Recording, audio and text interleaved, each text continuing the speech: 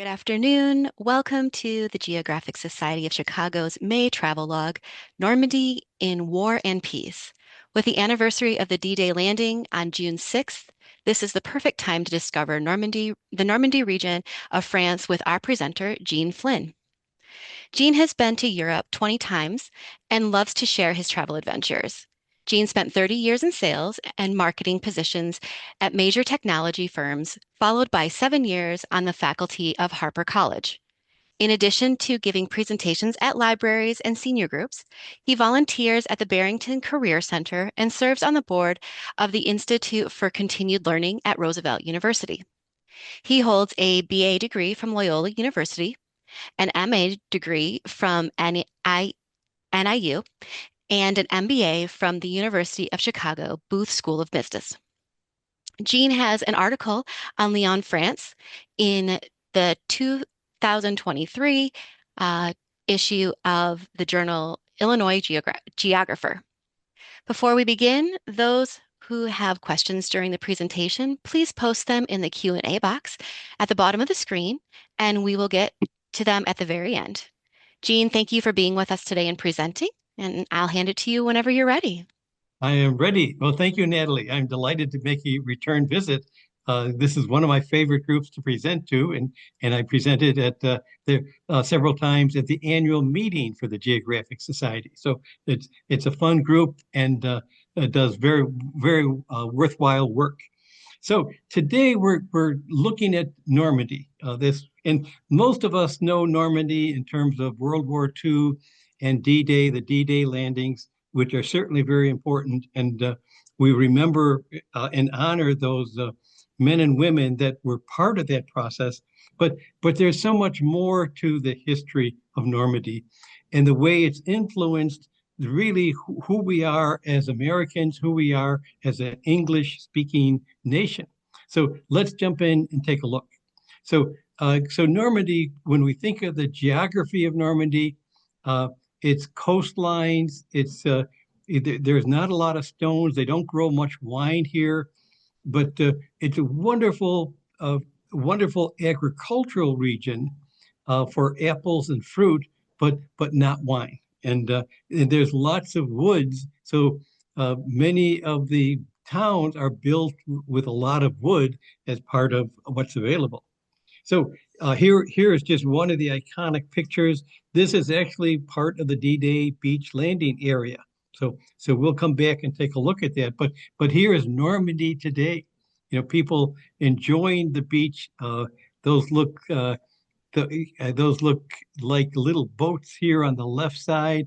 There's lots of people enjoying the beaches of Normandy. So again, here the region is known for its not wine, but it's known for its distilled alcohol cider called Calvados.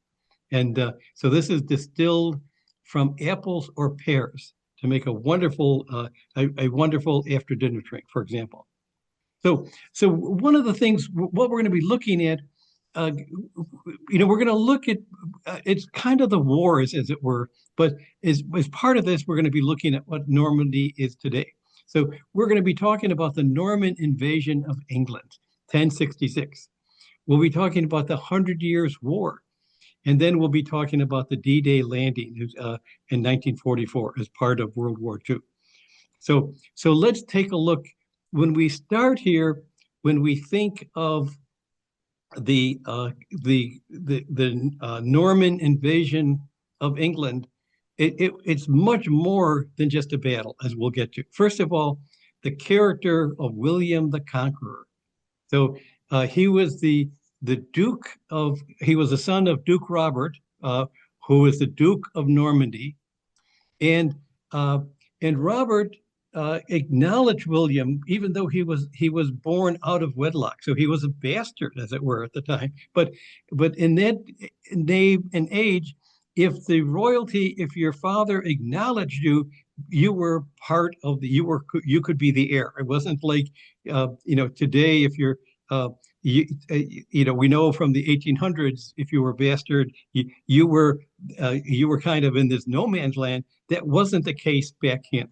So William at age 7, he became the Duke. And when his father died, by age 14, most of his guardians died or were murdered. So this is back then, it was very precarious. Oftentimes, brother would kill brother to ensure they had the rights for royalty, the right to be the king. I mean, so this was a very precarious role in this day and age. So here we have age 14, his guardians are gone or dead. But he found a new group of advisors. He was a very able leader. And at age 19, he suppressed a rebellion with the help of the King Henry of France. At age 26, there was another rebellion with the French king siding with the rebels.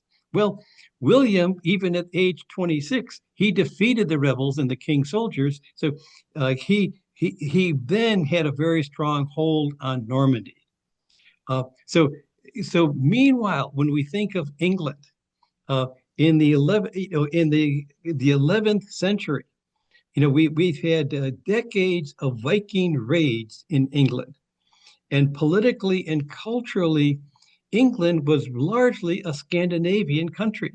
The Scandinavians, the Vikings that eventually settled down, they were they were in control of England. They were the dukes, they were the kings, and so very much a Scandinavian world. And this is pretty much erased from our knowledge. We know about William the Conqueror, but the fact that England was so much a Scandinavian country, it really had a lot of implications. So here uh, the we had Canute the Great. He was the king of England, and so he was also the king of Denmark and Norway. I mean, so here we get again this whole Scandinavian. But by this time, with the Vikings, or the former Vikings, because they had settled down, they were Christians at this point. Canute was respected by both the emperor over in Germany, the Holy Roman Empire. He was respected by the Pope. Uh, so, uh, so, so Canute was in charge of England, and he had a son who was not overly powerful as a king. But so that son had a son called Harold, and so we have Harold, who is the son of the king in in England. We also have William the Conqueror, William the Bastard, as it were. He's over in Normandy. He had a claim to be the future king of England as well. And you know, and the story that William tells, because he was the winner, in wars, the winner usually gets to tell the story of what took place. So in William's telling of the story, Harold, his half brother, agreed that when their father died, William would become the King of England as well as the Duke of Normandy. He'd have both roles. Well, so that was the story that William told. Now, Harold, if he had lived, he probably would have told a very different story, because what happened is when their father died, uh, Harold immediately had himself crowned King of England. So Harold was King of England, and in January of 1066. So William, who's over there in Normandy, he said this is a betrayal of Harold's pledge, and William said, "I'm going to go over there and take my rightful place." So here we have 1066, the same year that Harold crowned himself King of England. William, the Duke of Normandy, skilled military leader, he had built a very loyal following. He invades England. So, but it's even more complicated than that, because uh, William invaded England in October, but in September, the King of Norway, who also felt, I am the rightful King of England now, he invaded England as well. So we had two invasions of England the same year. So September, the King of Norway comes over, and Harold, who has crowned himself King of England, rushes up there and he defeats the King of Norway in battle. Meanwhile, shortly after this victory, William the Conqueror lands in Hastings in southern England, and then Harold has to rush his army back down south to prepare to do battle with William. So this was, Harold had to win two major battles in basically the same month. So William lands September 28th, and we have a narrative of actually a picture, actually a cartoon, as it were, documenting the landing. And of course, there were no videos or cameras, but William, shortly after this great victory, he created a tapestry called the Bayeux Tapestry, and this tells the story of why William had to invade England, how Harold had broken his oath, and how it tells picture by picture of how the battle took place. So here we have William on his ships coming over to invade England. And William's army was about 7,000 people. And it included Normans as well as men from Brittany, Aquitaine, other parts of France that came. And they came, some of them were long-term loyal soldiers and knights under William. Others just came along to get rich. I mean, but William, with his amazing skills, when you think 7,000 soldiers, probably 3,000 horses they had to bring across. And William actually had this army standing on the French side for about 30 days. So he had to provide all the food for horses, food for people, entertainment. This was really a major undertaking. Much as we think of World War II and preparing for D-Day, William had to orchestrate this whole invasion very carefully, and he did it magnificently.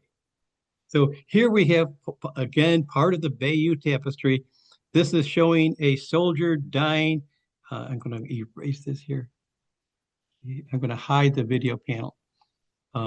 So here we have the soldiers fighting as they landing, and Harold died in battle. So an arrow pierced his eye, and he died in battle. Okay, now, so William, upon the victory, William realizes, I am not the popular guy. I'm not this Scandinavian guy. William and his ancestors, they had been over in Normandy for hundreds of years. They were very much Normans or very much French. They were continental types. And Harold and his followers, they were largely Scandinavian. They were, very kept to they adopted Christianity, but they were still the Danish and from Norway in their attitudes. So William realized, I'm not a popular guy. I'm going to have to build a fortress to protect me and my family. And so he created the Tower of London. He created the White Palace that is there to visit today in London. So this was part of his defensive strategy. And he said, it's going to take a long time for people to really like me, so I have to defend myself. So here he created this very powerful building and fortress right in London. And he told his followers, because his followers that came over, remember, they came over because they wanted to get rich. He parceled out lands throughout England for them, but he told them, build castles. So this is really the first time when these big stone castles were being built in England, and then even over to Ireland later on. It's building fortifications to protect the new rulers. So here's William's realm. We have England, Wales and Scotland were still, those areas the English never really conquered early on. So they really had to protect themselves from Wales and Scotland. But William had the rest of the British Isles, and then he had Normandy and the town, the region below Normandy called Maine. These were his ownership. He was the Duke. He was the Lord of Normandy. So, and this becomes interesting because this becomes an ongoing problem for the King of England that also has this very important part of France. So the importance of 1066, uh, the biggest importance in my mind is if William had not successfully conquered uh, England in 1066, we in America, when we think of the English that came over, the English that came to Georgetown, Jamestown, and elsewhere, they might have been speaking Danish. The Danish, our speaking English goes back into a significant part that William the Conqueror, he turned the England facing the continent. So French dress, the way they dealt with the church was very much oriented to the continent, and and and William the Conqueror, he did not wipe out the English language. He incorporated it into the overall logic. And so the English that we speak today, it has major elements of both French and English, and actually from German too. So William helped bring the amalgamation of the English Anglo-Saxons and the French culture, and brought them together, facing the continent rather than facing Scandinavia, rather than facing Norway. Their orientation became facing the continent. So, and this is in the dress, the way the English church was organized. So William was very smart because he incorporated the historical English legal traditions into his new kingdom, the way that he ran things. So he was able to, in a way, bring his rule very, very successfully, so that his rule spread across all England and eventually Ireland and beyond.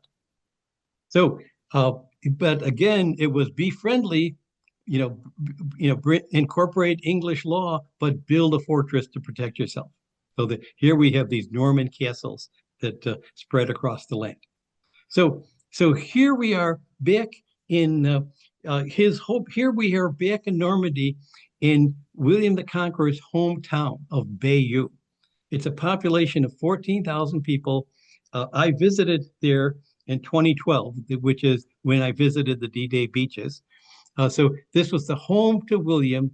And if you are a successful king or nobleman, you want to have a large cathedral because you want to show off how important you are. So here we have the Catholic cathedral in Bayeux, and it's as large as Notre Dame in Paris, which is that you want to show how important you are. You want to have a cathedral as big as Notre Dame. So here we have a relatively small town with this huge cathedral, but that's because William wanted to show how important he was.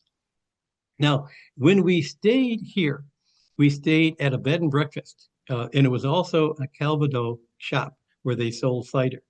And here, look at the beautiful canopy bed. And just the side story here, my wife Mary and I, we had planned this trip for 9 months. We had bought all the tickets and made all the reservations. And 2 weeks, a week really before the trip, the two ladies that looked after our two dogs became ill. And these ladies were very, very good friends of ours. So we had two dachshunds, they had two dachshunds. So our dogs were all basically, siblings. And so rather than go on the trip, Mary stayed back to look after the two ladies and the four dachshunds. So here I was. My good friend Jim Hoffman had just retired. So I said, Jim, would you like to go on the trip with me? Everything's paid for. So he jumped at the opportunity, and we had a wonderful time. So here we are, arriving at our bed and breakfast with the canopy bed, and they brought in a second cot for Jim.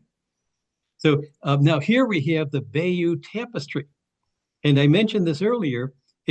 So this is a tapestry that William the Conqueror had made shortly after the victory, and it's telling the story of his victory at why he had to go and invade England, and then tells the story of the victory.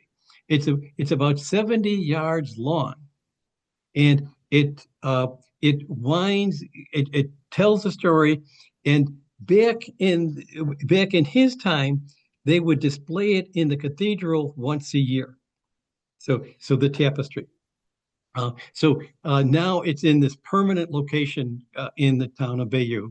And they don't know exactly who made it. They believe it was probably nuns that made it on the design that William ordered. But a beautiful thing to visit. And I have to tell you, we were on this day, we were heading towards the D-Day beaches, and we wondered, well, should we go to the Bayeux Tapestry or not? And I'm certainly glad we did, because it was just amazing to read this and watch it. And I encourage you to go onto YouTube and ask to have a view of the Bayeux Tapestry, and it will show you in video format and even in cartoon format what the tapestry, and the tapestry has a narrative with it in Latin. But if you pick on a YouTube choice, it will show you the translation in English of what the tapestry message is. Again, this is propaganda, but William was the winner, so he got to tell the story. Now, I want to move forward 300 years to the what we call now the 100 Years' War. And this was a war between England, between the King of England and the King of France. And we tend to say, well, it was a war against England and France, but that's not really correct, because parts of England were totally loyal, parts of France were loyal to the King of England. Because remember, the King of England was also the Duke of Normandy. So here we have, here we have an environment where France is not a unified country looking to their French king. It's still these mini countries within the French physical territory. So we had the Normandy people that said, I'm loyal to my king, who is the king, also the King of England. Over here on the lower left, we have the duchy that was also loyal to the English king. So here we have, what we think now, we often think, well, France is a unified country. It certainly is today, but these regions were not always unified as they are today. We in America, we had the 13 colonies, and relatively quickly we became the United States. For this to happen in other parts of the world, this took hundreds and hundreds of years for people to say, well, I am French, rather than I am a Norman loyal to the King of England. So here we have King Henry of England on the left, and we have Joan of Arc on the right, because she plays a role in this. So the 100 Years' War, we have the Battle of Agincourt, we have English army controlling Paris. In 1428, we had this 19-year-old girl who declared that she's going to be the savior of France. And the French were so beaten down at the time, they let her be the leader of part of the army, and eventually she saved the city of Orleans, where the English had been surrounding it, sieging the Orleans. So we have Joan of Arc as the savior of France, and trying to create for the King of France to be crowned, really crowned as a formal King of England. Well, here we have Joan of Arc, but unfortunately, in 1430, she was captured by French troops that were loyal to the King of England. So we probably should call them Norman troops, because they didn't say, I am a Frenchman. They said, I'm a Norman guy loyal to the King of England. They captured Joan, and eventually she was burnt at the stake in the town of Rouen, because English bishops interviewed her and decided, that her voices she was hearing on leading, it was clear They thought she was a heretic. Well, but more importantly, she was a symbol and she was a leader of France. So, she probably got burnt because she was an effective military leader, and they didn't want her, bringing the French together. Now, so here we have visiting this part of Normandy, and we're heading to the town of Mont St. Michel. And we'll also be visiting the city of Rouen as well. So, but we're heading to this island castle, this island fortress. And I follow Rick Steves, who is a wonderful tour guide, and he's at your libraries. You can check out the Rick Steves books. They tell you what to visit in these parts of Europe, as well as how to get there. If you're in a town, Rick will say, get on bus number 4 to get to this wonderful attraction. So, and the picture on the left, this is a picture I took, but it was on the cover of one of Rick Steves' books in the past with these sheep, and in the distance there is the island and the fortress of Mont Saint Michel. And we stopped here and we met this couple who were musicians at the Belgium National Orchestra. So we had a nice little chance to talk. Here's the close-up of the. This is a duplication of Rick Steves' cover where I took this picture. So here is Mont Saint Michel, and so it's a town, it's a castle protection, and on the top it's a monastery. But it's off like 150 yards from the mainland of France. And in the 16th century, it was an Irish hermitage for monks. In the 700s, they added a fortification. In the 11th century, they built the abbey. And the English besieged this during the Hundred Years' War twice, in 1423 and 1433. And what's interesting about this is it's only 120 yards or so off the mainland, but it has a huge tidal factor. So when the tide is down, you have this wet mud between the mainland and the fortress. So you could carefully walk out there, particularly if you had wide shoes or something, because it's mud. But when the tide comes in, the tide is easily 10 feet tall. So if you were soldiers out there, if you did not climb the wall successfully, you were drowned. So this became very much a defensive place, and even the English that had wonderful ships, with the cannons up high, if a ship came close to fire at the monastery, the cannons that were here would easily destroy the English ships. So it was a defensive place, but more importantly, it was symbolic in my mind, because this says to the French, even today, no matter how bad things are, if you hold out, we will eventually survive. And that certainly played true for World War I, for World War II.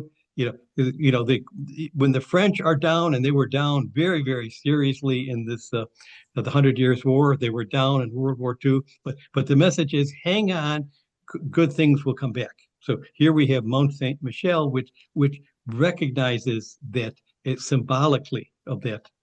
So here is the walkway there, the walkway between the mainland and the Mont Saint Michel. And for a long time, they had like a permanent walkway.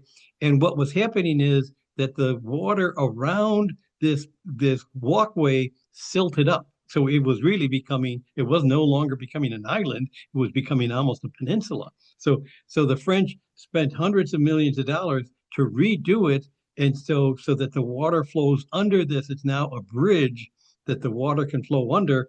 And so they want to maintain it, that it keeps its island status rather than becoming a land peninsula.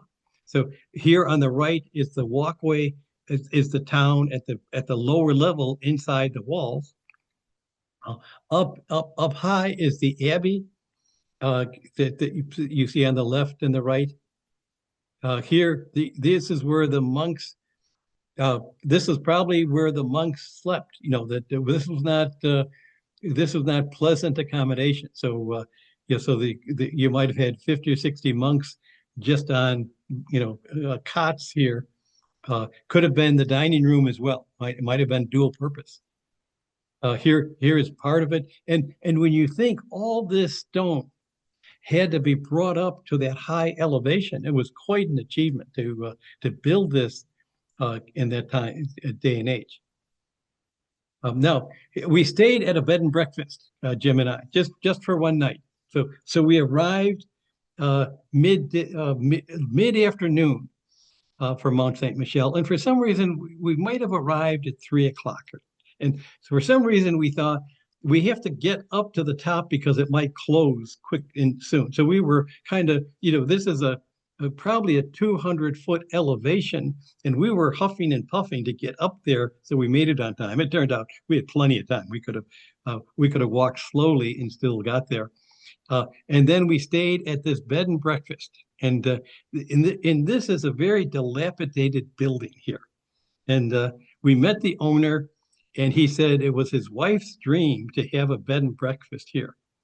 And he said, we bought the place, and then the French government said, you can't have any guests, living here.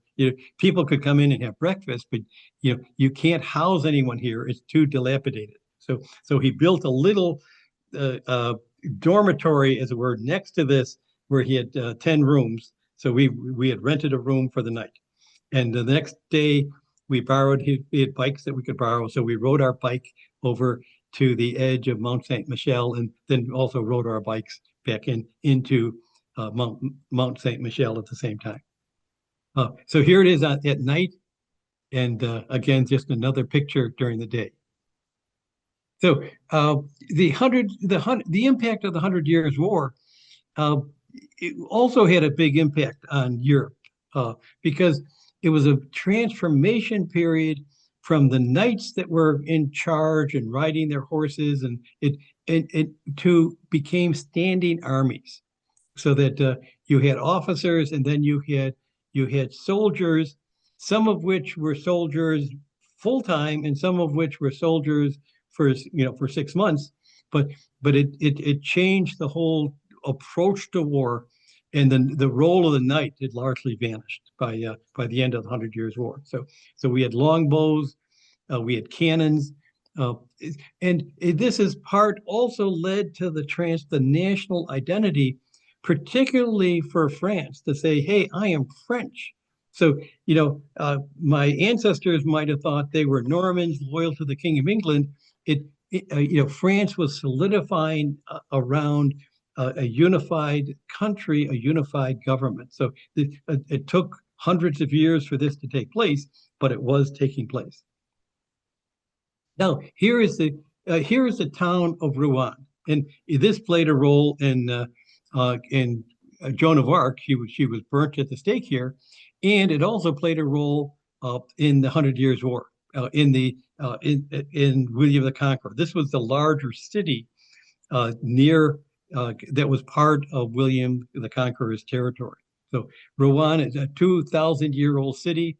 It's on the River Seine, and this is looking from the west, looking east from the town. It's rich. It was a rich medieval city based on wool, and in the 9th century, it was the Norman capital as well. So here we have the Joan of Arc church, which is built on the spot where Joan of Arc was burnt at the stake. And here we have a picture of the city. The crest of the city is on the right, and this is the coin or the symbol of the city, and we see the lamb, because the richness of their wealth came from the wool of the lamb. So we have the lamb here, and this could be dual purpose. It's saying the lamb is very important, and then you could see a symbolism of the Lamb of God. You see a halo around the lamb. So this could be symbolic of Christ as well. So I mean, it's a kind of a dual message. But in the picture on the left shows the wooden structures. There's a stone, they're built in there to the right of the dark brown structure. So that's a modern building. But those wood structures, these could be 200 or 300 years old or more, because wood with stone filler for was the typical building method, because there's not a lot of stone to be had in this region, but there was a lot of wood. So here we have the cathedral, and as we saw in Bayeux, every important city, every rich city, you want to have an impressive cathedral, and again, it's the same size as the Notre Dame in Paris. And this cathedral is also made famous by Claude Monet. He did multiple paintings of this cathedral. Uh, I think 18 or 20 versions showing the cathedral at different light conditions, so that what the cathedral looked like at 8 a.m., with 10 a.m., as the light reflected off the building. He captured that in his series. Again, a rich city.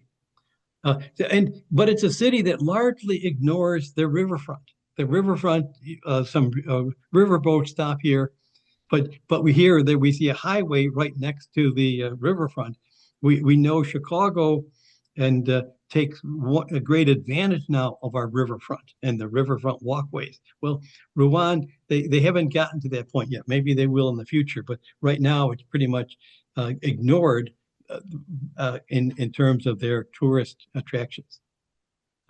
Here are some of the remnants of World War II. This is the City Hall, and with Americans and Canadians and English landing, there was fighting taking place in this town, and that's some of the remnants of that battle.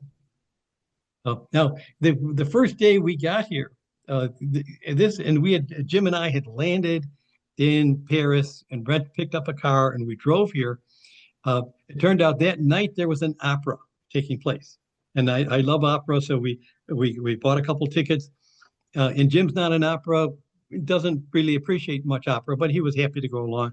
We did not have a lot of time, but we stopped at a McDonald's, and here, notice the offering there, the baguette, French, wonderful French bread, French cheese. So McDonald's is all over the world. But in Europe, many of these governments have very clear standards on what a restaurant can serve or not serve, and how the meal is prepared. So like, you can't just have American cheese as McDonald's serves. I'm sure they have a rule: you have to use French cheese, and you and you have to use you very, very clear standards on what they can offer. And if a restaurant doesn't adhere to that, they say, fine, we're closing you down. You can't operate if you don't follow the rules. And here, this is not an opera house. This was an auditorium that in Rouen, and we actually had seats they weren't standing room only. They were in the back of this middle section. In the back of the last seats here, they had these little fold-out seats that would pop up to give people access to walk through. But you could pop the seat out and sit on it. It was a wonderful experience. It was the La Traviata was the opera, and it shows it's symbolic of French culture, because there's wonderful opera houses in Paris, but the French government, they want to make sure that culture is spread across France. And so an opera company, paid for by the government, will say, you will go out to Rouen and spend 4 nights here, and then you might move to another mid-sized city or a smaller city. So they want to make sure that the culture is reflected and spread around the country.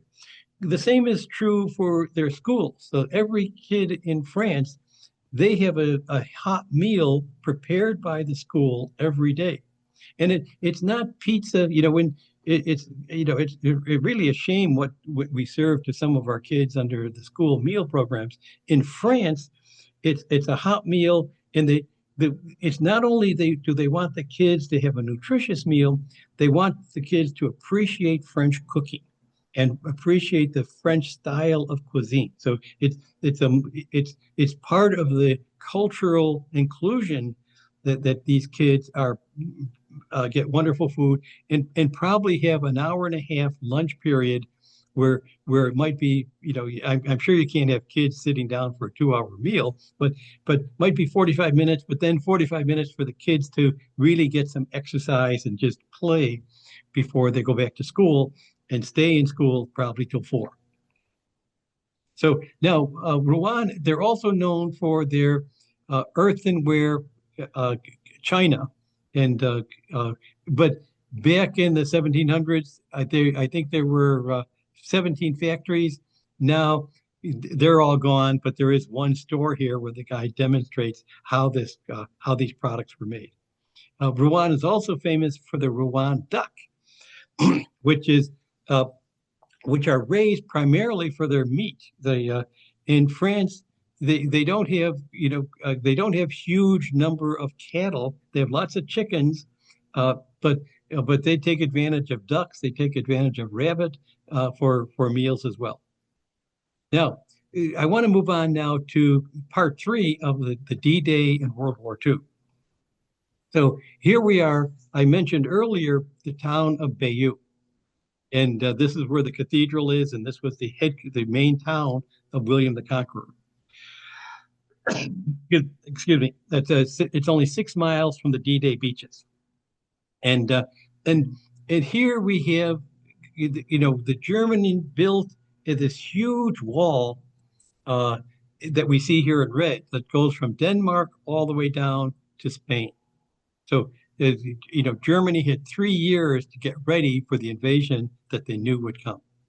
And so here, this shows some of the logic here of the German structures. So they had machine guns, they had large artillery pieces, uh, and and they knew that the Allies would eventually come and land, uh, and try to land. So they prepared, and they prepared really in depth. So they had to block the landing at the beach from landing crafts. There were steel spikes in the sand. Then there was a trench and cement walls, and eventually there up high there was even more artillery and more military equipment. So here shows some of this equipment. So these are the kind of artillery that would be up high. And this could even be half a mile in or a mile in uh, the uh, from the D-Day beach, because these cannons they could shoot 10 or 12 miles with quite easily to as part of artillery.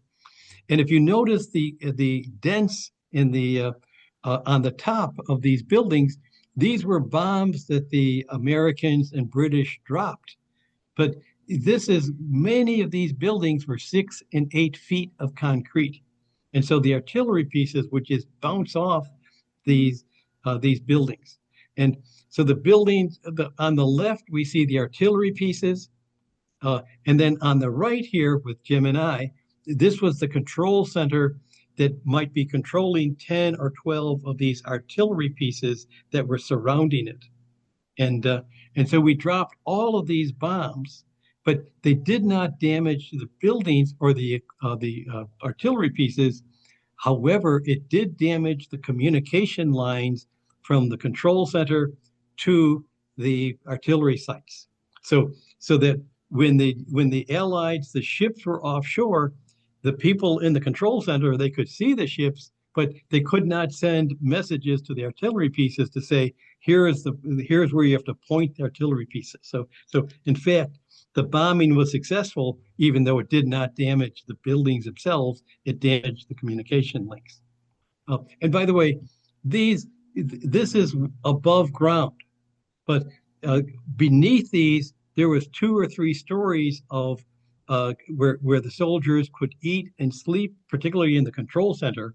So this was basically a fortress, much more than what we see here. Now, in preparing for this trip, I read Stephen Ambrose's book, The D-Day Beaches, D-Day, a wonderful book.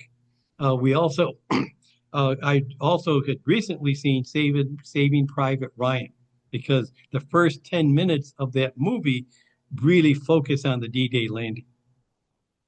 So wanted to kind of give you a sequence of the D-Day process.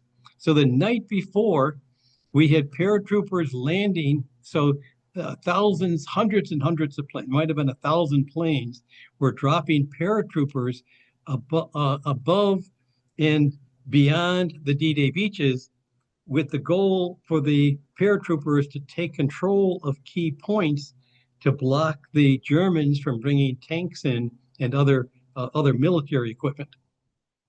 And so there were, here, picture on the left is our paratroopers. The picture on the right is one of the thousands of dummies, the little, mock paratroopers that were also dropped. So from 100 miles north of the D-Day beaches to 100 miles south of the D-Day beaches, they were dropping these paratroopers, these mock paratroopers, so that the German headquarters, they were getting messages all up and down the Atlantic coast saying the D-Day has arrived. So it created a great deal of confusion, which was the intent. So here, a picture on the left shows the different landing points. So the Americans landed at Utah and Omaha. The British soldiers landed at Gold and Sword, and the Canadians landed at Juneau. So there we have it. The picture on the right shows this might be the next day, a landing, because I'm not sure. They were still landing troops several days, multiple days, but my hunch is that this picture on the right, it's not the D-Day, it's a day or two later. But here we have a picture of the soldiers arriving on this vehicle, and this is called a Higgins boat.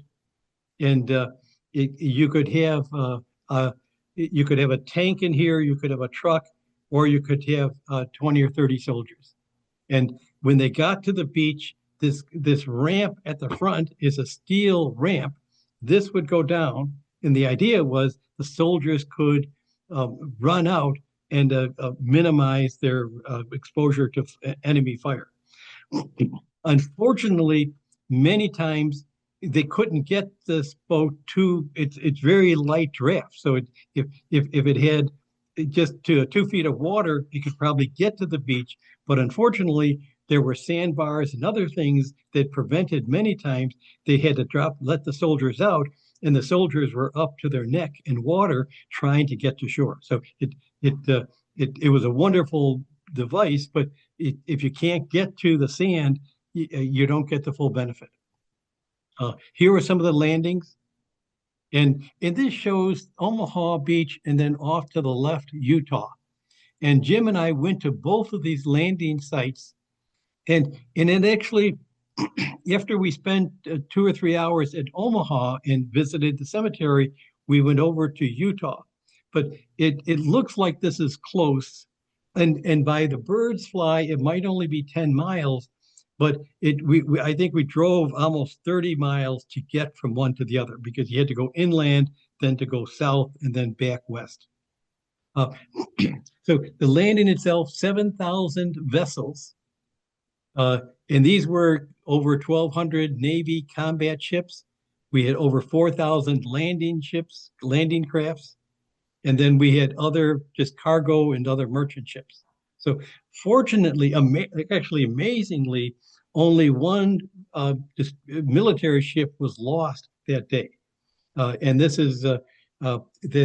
we had expected much higher casualties, both on the soldiers landing as well as on the ships. But the artillery for the Germans, it was very ineffective. The big artillery was very ineffective.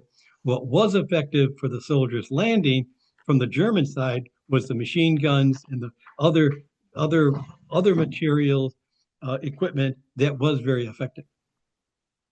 Here we have, this is showing part of the D-Day Omaha Beach. And these are pictures that I took. And here is a landing. This is not a landing craft. This is part of a harbor logic that the Allies created, because they realized once they landed and had a beachhead, there was no port to bring in more supplies. So they created, these are large cement floating objects that were built in England and floated across. And then they were positioned here to create a harbor so that future ships could come here, offload their supplies, and then they could move the supplies onto the beach and bring in supplies for the soldiers, and also take out wounded soldiers back to the ships so that they could get back to England for medical care. So as you look at these are huge devices, probably over 30 feet tall and weighing many, many tons, but they're hollow inside, so they actually float. And several of them coming over from England did tip over and were sunk, but a number of them, the right number, made it across and served their purpose until a big storm came a couple of weeks after D-Day and actually damaged, broke the chain, as it were, for the landing, for the harbor. This shows an aerial picture of the fortifications from the German side as part of Omaha. And eventually, after the war, the French government, they disassembled and removed a lot of the German fortifications until they realized, gee, this is really important for historical purposes, and it's a wonderful way to attract tourists to come to Normandy. So today they've kept, they stopped removing the German fortifications, but this shows you the complexity of the German fortifications. So this is what we see, but a lot of this had underground tunnels as well to allow the German soldiers to move from one area to another. Just another a depiction of the in-depth for the German design to protect and stop our landing. Now, Jim and I, after we visited Omaha Beach, we went over to Utah Beach. And Utah Beach, the landscape here was quite different.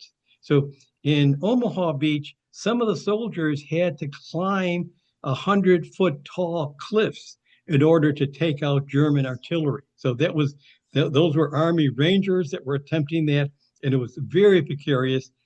They had to, climb. They have ropes that were shot up there, and they had to climb up these ropes all the while under German firing. And they succeeded in doing that. They also had there's a great deal of confusion on the D-Day beaches, the D-Day, and the Ambrose books points this out, that when our soldiers landed, many of them landed at the wrong spot where they were designated to send. Many of them were stuck on the beach, and they couldn't find their officers, or their officers couldn't find their men, and so at one point, Eisenhower thought we'd have to give up and take our soldiers back to their boats, because they had to at one point stop the sending soldiers in, because everything was piled up at the beach. So you couldn't send in more equipment because the beaches were already crowded. Fortunately, our soldiers, really many times without officers, but sergeants and enlisted men, moved up the hills, because they would die if they just stayed there. They would be just under constant fire. So the soldiers moved up and eventually took control at the top of the hills, where they could get equipment off the beach and allow the D-Day landing to continue. But it was very, very, very precarious for the after 3 or 4 hours. Now, Jim and I, we went over to Utah Beach, And here we don't have the tall hills. So the landing here to get onto the beach and move in a couple hundred yards actually it worked out much better. It got difficult after that point, but it did not have the same uh, death areas that the Omaha Beach did. And so here, I believe this is a picture of Utah Beach because we don't have the tall hills, the same tall hills. Now, at Utah Beach, there was a new museum. So this was 2012, and this museum had just opened. There's another huge museum for World War II in Normandy, up by not too far from the city of Bayeux, but we did not go to that. That's a museum you want to spend a full day at if you can. But this is a much smaller museum, and we did go here. And the picture on the left is an authentic Higgins boat. So this is the same boat that we saw pictured earlier. And here we have Arthur Higgins on the right. So this is a guy who built fishing boats, fast fishing boats in the 1920s. In the 1930s, when we had prohibition, he built fast boats for smugglers so that they could go over to Cuba, load up with available alcohol, and bring it back and avoid the customs to bring it back to the U.S. So he knew how to build boats. And at the onset of World War II, he went to the Navy and said, I can build you landing craft. And the Navy said, no, we're not interested. They had their own design and their own logic. And their logic, he eventually built a couple boats on his own, and he convinced congressmen and other people to give him a chance. And it turned out his boats were far superior to what the Navy had built on their own. So they eventually adopted his, and he was created factories in New Orleans and other Mississippi where he was building thousands of landing crafts per month. What was also unique about this guy is in an era when blacks were not welcome in the factory world, he would hire everyone. So his workforce was fully integrated, and he set the standard for for salaries. So he was really ahead of his time, but out of necessity. He needed workers, and there weren't enough. So he said, "I will hire anyone. I just want to get the job done." So here is more of the demonstrations at the museum. We see the trenches that the Germans had. Now, one interesting little side story here is the Allies spent huge amount of time preparing for the D-Day landing.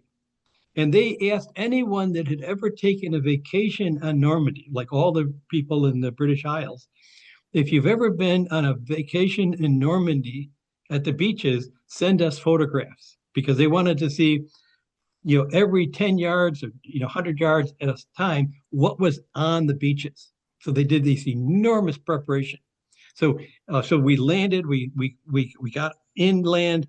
The Germans were confused. They had expected bad weather, so the German generals had gone off to Germany. So we were fortunate the Germans never brought their tanks into the beach area. So 3 or 4 days later, we had moved inland. But then we came up to these, what we call hedgerows. So if you've ever been to Ireland, they have these brick walls, stone walls everywhere to keep the cattle into their respective area. Well, in Normandy, for 1,000 years, they've had these hedgerows, which surrounds like a 4 or 5 acre piece of land, and this is what keeps the cattle in the right area. So the farmer could move it if the grass had been eaten for one hedgerow area. They can open a gate, move the cattle to the next one, and the cattle are protected. Well, so our soldiers got inland by 200 or 300 yards, and they were facing these, and our tanks could not go through the hedgerows, and our soldiers are stymied because Germans with a couple of machine guns could be at the other end of the hedgerow, and if anybody tried to break through, they would be sitting ducks to German machine guns. So here, all this planning, these hedgerows had been here 1,000 years, but nobody had planned for it. But fortunately, many of our soldiers were farmers and grew up in Wisconsin and elsewhere. They knew how to weld more equipment onto their tank. And so they built these, what we call the Rhino tank. And so they built this little, think of it as a fork or a pitchfork at the front of the tank. And the tank could go into the hedgerow, lift up the hedgerow, pull it back, and then the tank could go through and neutralize the Germans on the other side. So once we got this up and running, the Germans started to really retreat at a much faster pace. So again, this is not the military, this is not the officers, enlisted men came up with this and put this into practice and saved the day. It's almost American ingenuity. In the German army, the rules were so strict, you could only do exactly what your orders were that day. And time after time, whether it was climbing up the hills at Omaha Beach or adding this steel contraption to their tank, we took initiatives. And soldiers said we could do this, and either they did it without the officers being present, or the officer said, let's go ahead and try it. So we were much more willing to experiment and not follow a set rule to see if we can get the job done. Really very helpful. So here we have the American cemetery. There was over 1,400 Allied soldiers, counting American, British, and Canadians, died on D-Day. It was far less than we expected. We thought the casualties could be 40% casualties. It is much less than expected. At this cemetery, they have over 9,000 soldiers buried here. So it's a huge cemetery, and it's American property. The French government gave this land to America after the war. So this is American soil, as it were. And after the war, family members of the deceased soldiers, they had a chance to bring their sons, and mainly sons, a few daughters, but bring their sons and daughters back to the U.S. to be buried locally, or to have them remain in Normandy at the cemetery.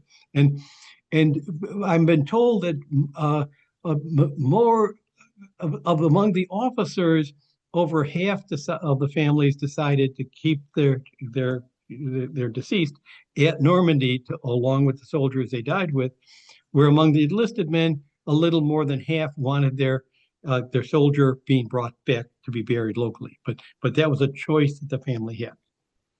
Here is the structure at the cemetery, very, very minimalistic. So we have this large pool, reflection pool, and in the middle we have a large sculpture that you'll see close up shortly. And on the left and right side, we have a display area that I'll talk about. So here is the display area.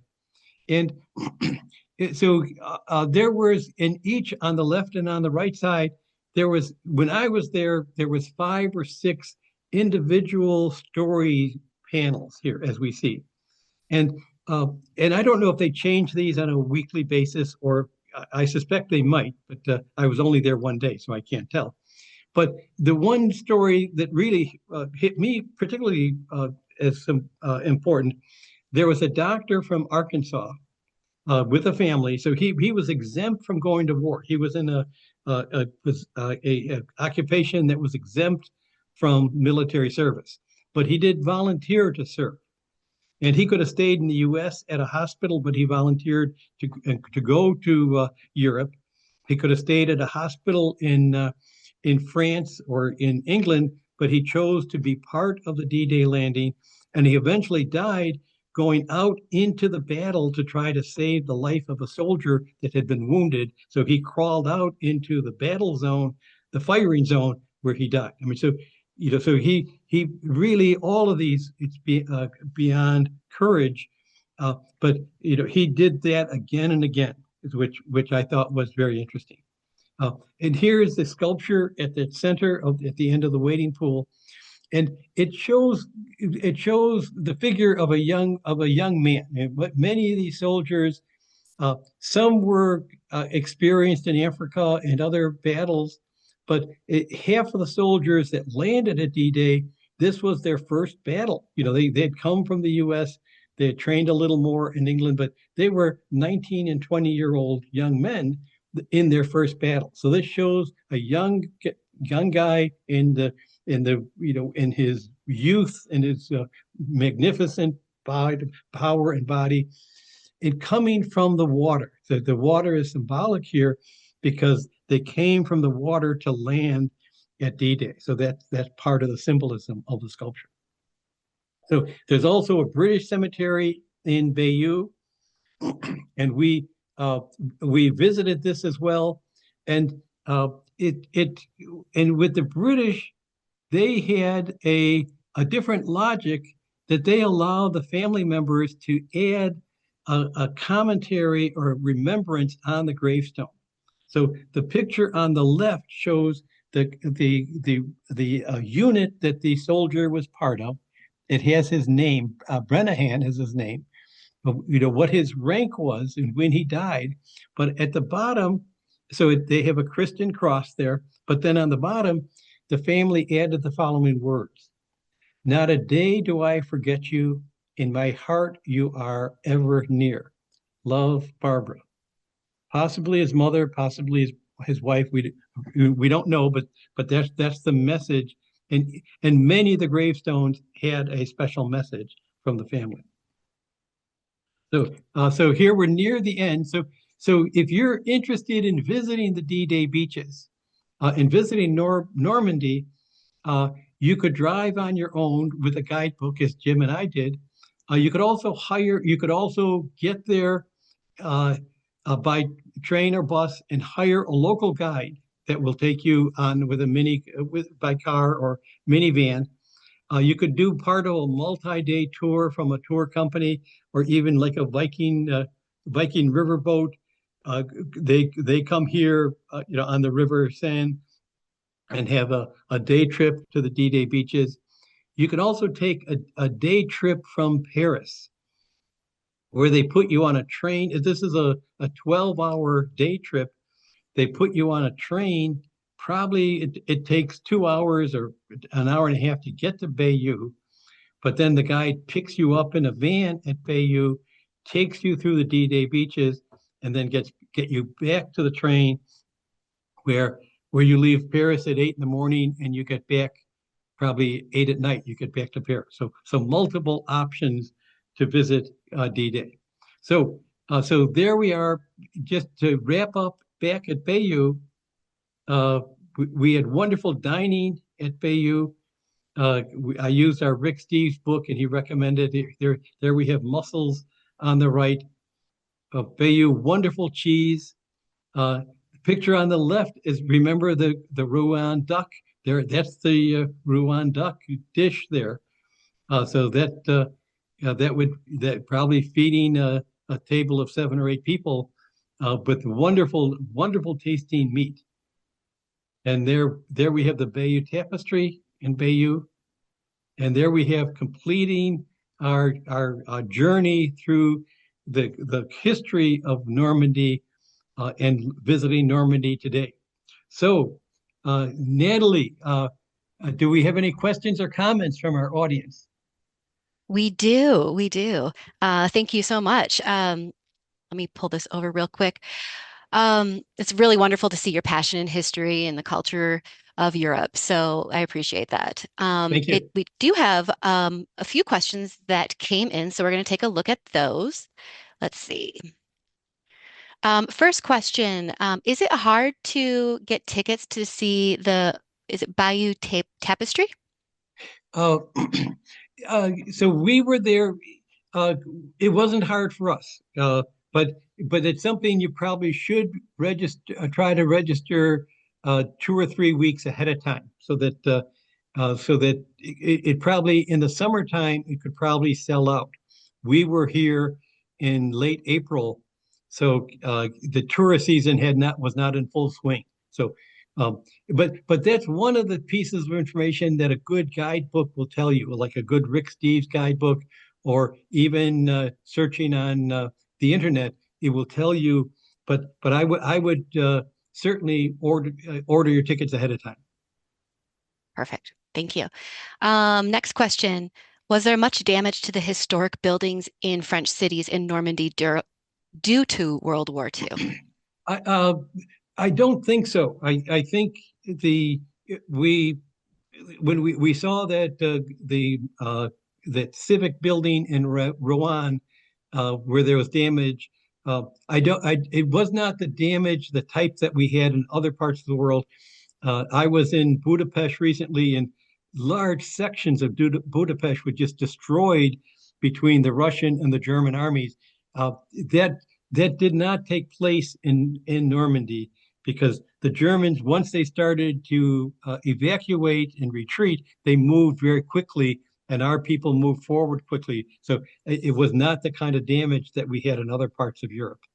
Hmm, okay. Um, so if we're talking about going there today, what is it like today? Do you know anything about like the kind of jobs that are there, the agriculture, like what's happening in Normandy today? So I think it's still a very agricultural region. It's uh, they have industry. There's good industry there. So it's a thriving area, but but they still have issues. You know, with when we think of France, we had all those protests a year ago because with inflation has been climbing in, you know, as it's inflation here, but their salaries have not kept up. So, so you know, so you know, so if prices have gone up 20% in the total in the last 2 years, their salaries have not, may have gone up 5%. So you have a growing gap in terms of the cost of living here. So there's lots of unhappiness with that in Normandy. Even when we think of the price of diesel, this is a farming area. They need lots of diesel to run their equipment, and the cost is going through the roof. So there are issues in France with competitiveness and with the economic condition. Okay. Okay, thank you. Looks like those are all the questions that we received, but we did get a couple of comments. Thank you, great presentation and fascinating presentation. Thanks. So, Thank you. yeah, thanks again for presenting, Gene. If you enjoyed Gene's presentation today, he's available to participate, oop, to facilitate, excuse me, to facilitate a variety of different hybrid and virtual lectures on European travel. Learn more at geneflynnlectures.com. I've added the link to his website in our chat box. Let me do that right now so everybody can have that. All right. And all right. Oh, and of course, join for future GSC travel logs held monthly. Keep an eye out for our email announcements sharing details about the upcoming events GSC has to offer. Thank you to all our travel log participants and especially to those who donate to our travel log. With your continued support, we can help make sure that these events stay free for everyone. Thanks again for joining us and have a wonderful day. Thank you, Natalie, and attendees.